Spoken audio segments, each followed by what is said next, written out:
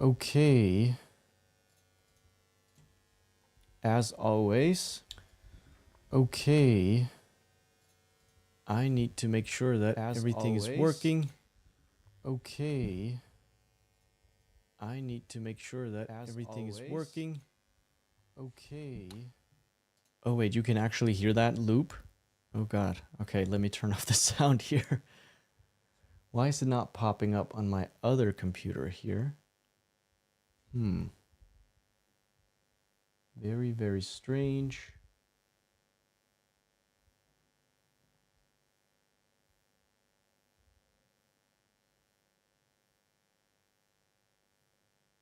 Okay, I do see it over here.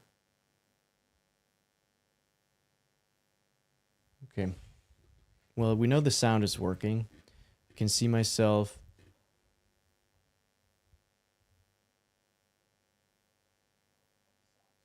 Okay, good. And I'm recording locally as well. Very, very important.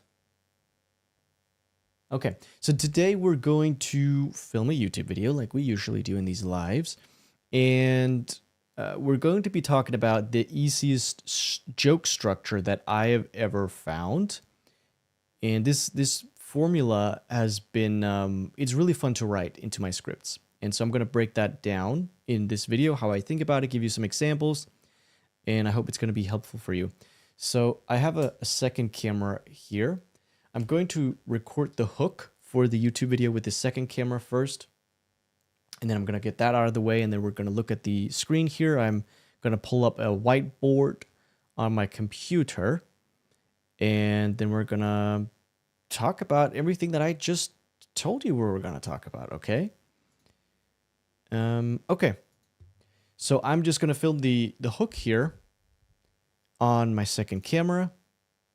Over here, press record. Okay.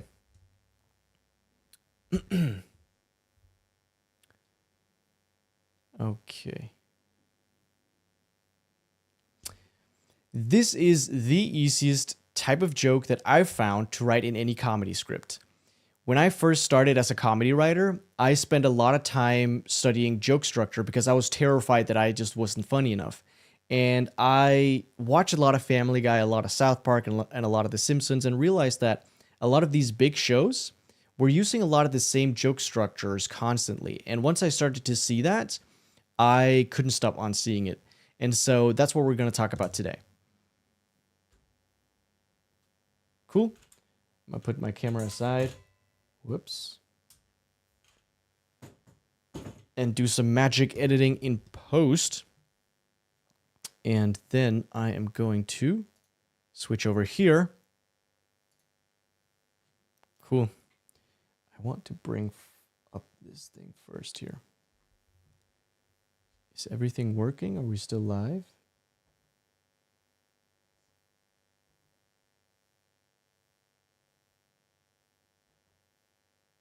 I think so.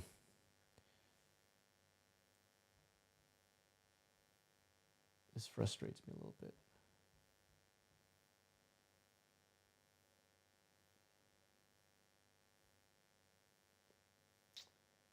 Okay, whatever. Okay. Sorry. Okay, so we're going to talk about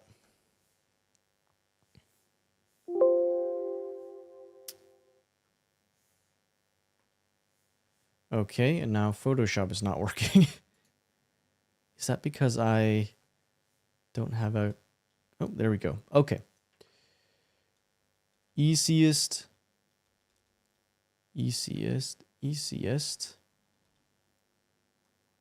joke to write. So the type of joke that I'm talking about is responding to the wrong thing. Responding to the wrong thing. I apologize in advance for my terrible handwriting, okay? So let's talk about let me show you a few examples first. and then we're going to break down exactly how they work. So example 1. So this example is from Family Guy, and I forget exactly, what the premise of this episode is, but Peter is helping an old lady because she's old and he's her helper for some reason. I forget exactly how they met. Doesn't really matter. And the old lady kisses Peter. And so in this scene, Peter tells Lois, and Lois goes, "I can't believe that old lady kissed you. You can read that. I believe in you." And Peter goes, "It was awful. There were still," this is a long sentence, "still crumbs in the corner of her mouth from that Nilla wafer." This is how you spell wafer, right? Nilla wafer she had at lunch. So they could have shortened this sentence. I feel like brevity helps comedy a lot. I don't know why they made this sentence so long. Anyway, doesn't matter. But it's kind of funny in and of itself, right? Kind of observational comedy there. And then Lois says, "Are you sure there weren't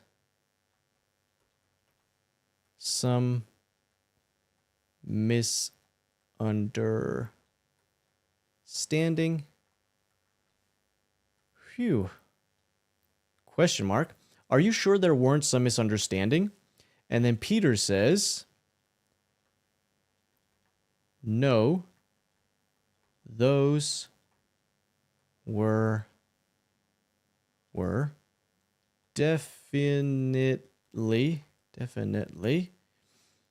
Nilla waivers."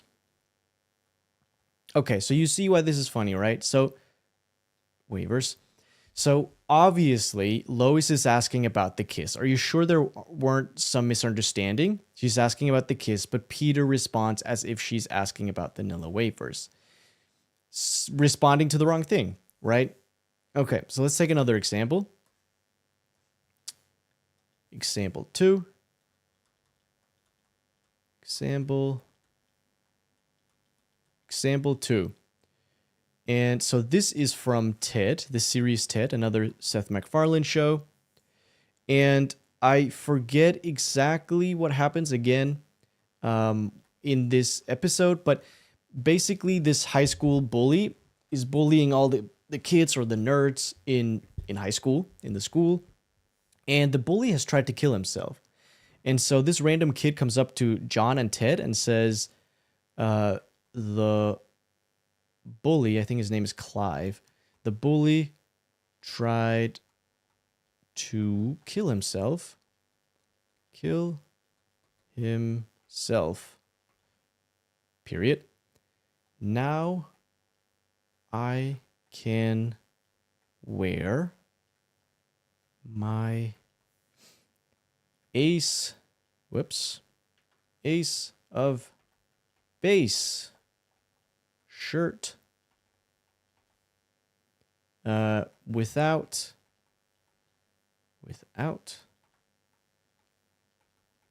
getting beat up.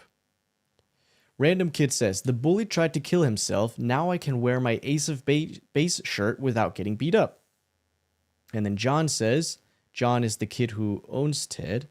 John says, "Ted, what are we gonna do?" Question mark.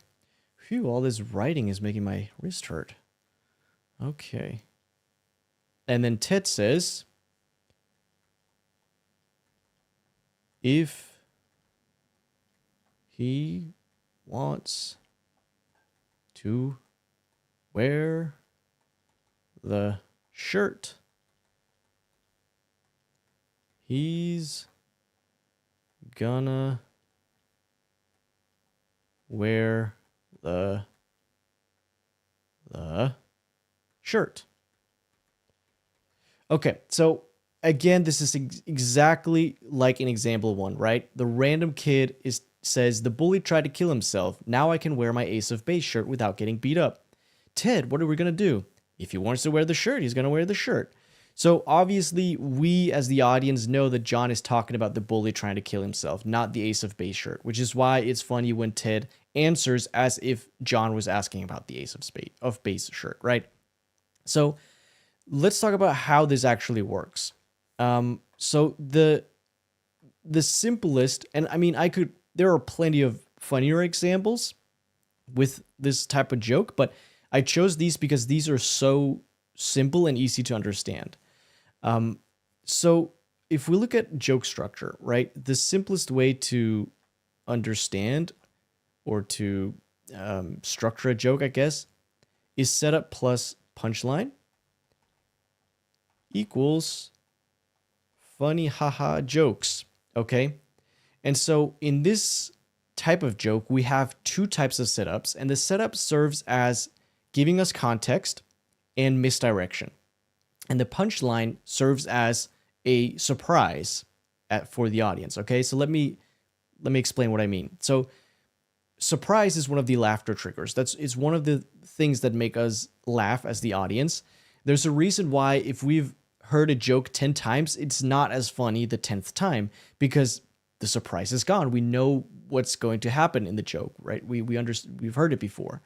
And so if you haven't read it already, I mean, I would highly recommend Breaking Comedy's DNA by Jerry Corley. He talks about all these different laughter triggers, the psychology behind what makes us laugh as humans.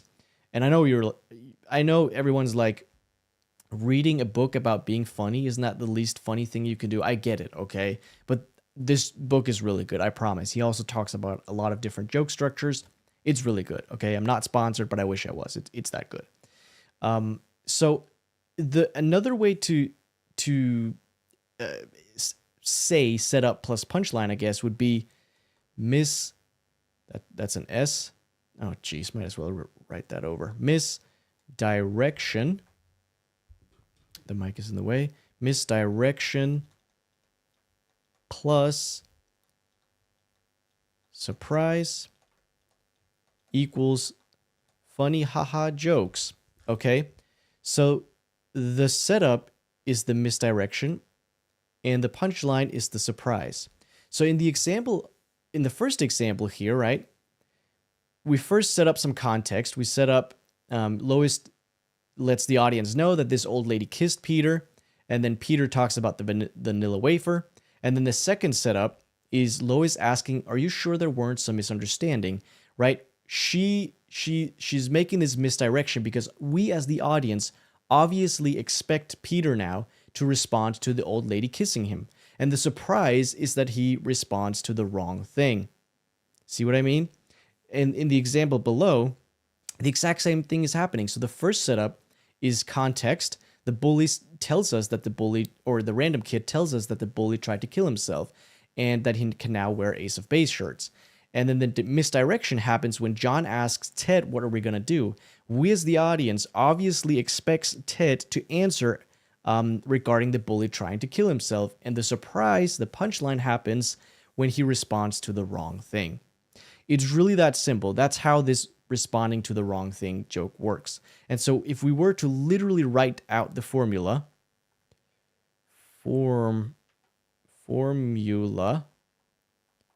is how you spell it. Just make some room between this. Setup. So we have two setups. Setup 1, setup 2, and punchline. Like this. And so the first setup is context. Context. Where we address two things. Addressing. Should I move my camera here? Let's see if I know how to move my camera. Let's put it up here for now. That's probably okay. So we're addressing. Wait, what am I writing here? Addressing. Address. Okay, I need an eraser here. Addressing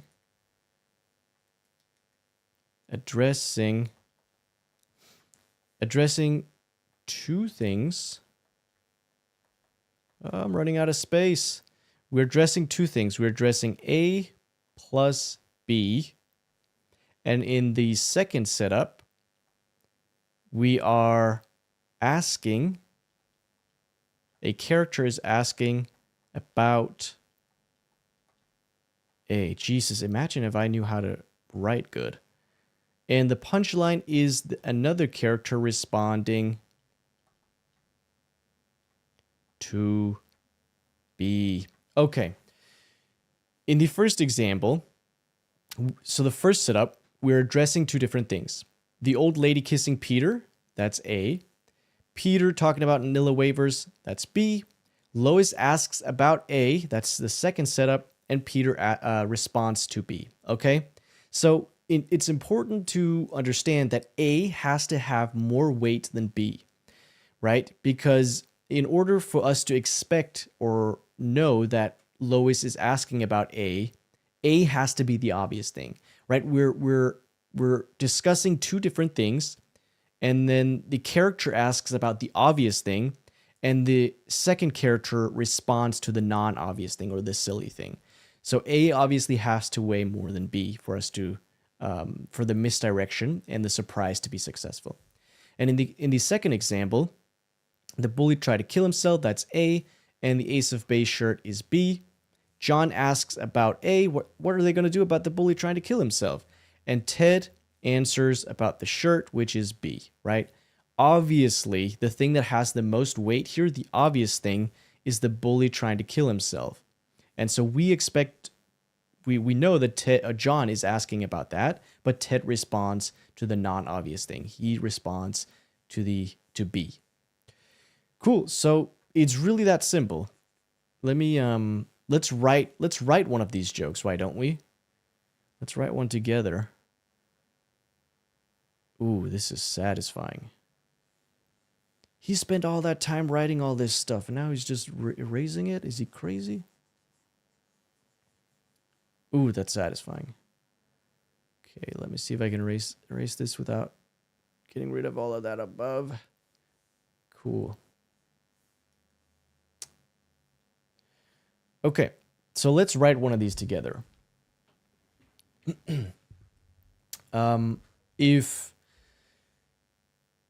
If anyone were watching live right now, we could do like an improv thing where the audience makes suggestions. But that's okay.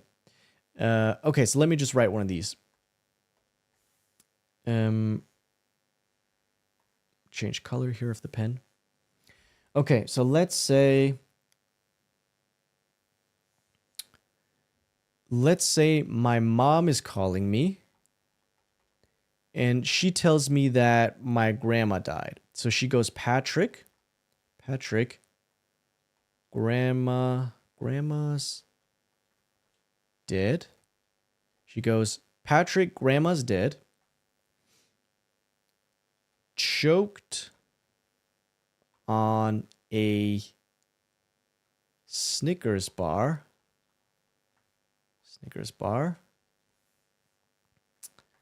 And I go, so she goes, Patrick, grandma's dead, choked on a Snickers bar. And I go, I'd probably go, oh my God, first. Right, that's horrible. Grandma's dead? Oh my God, exclamation point. I can't believe it.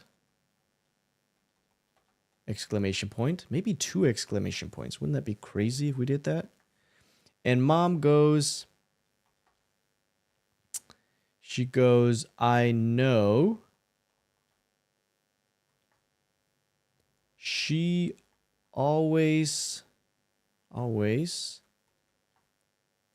struck me as a let's do Kit Kat instead of Mars. Let's spell it correct first of all. Kit Kat gal. I know she always struck me as a Kit Kat gal. Right? Kit Kat sounds funnier than Mars. Kit Kat gal. So there's a bit of a alliteration there. K and G kind of sound similar, and K is funnier than M. Always funnier. Okay, so mom says, Patrick, grandma's dead, choked on a Snickers bar. Patrick says, oh my God, I can't believe it. Mom says, I know, she always struck me as a Kit Kat gal. Right? So if we look at the formula, setup 1, we address 2 different things. Grandma's dead, that's A. Choked on a Snickers bar, that's B. I ask about A, obviously, or well, in this case, I don't ask, but I still set up mom to respond, right? I can't believe it is obviously about grandma being dead, not about her eating a Snickers bar. But mom responds as if we're talking about B. I know, I can't believe it either. She's always struck me as a Kit Kat gal. What is she doing with that Snickers bar? Right? So there it is. That's just a quick funny example. What a crazy mom, by the way. What a crazy death to choke on a Snickers bar. Oy, oy. Such a delicious thing. How can such a delicious thing cause so much harm? Terrible. Okay, so that's just one of many different examples of how to write a joke. Let me bring my big face back here, my big boy face. I think I've deserved a water break, don't you think?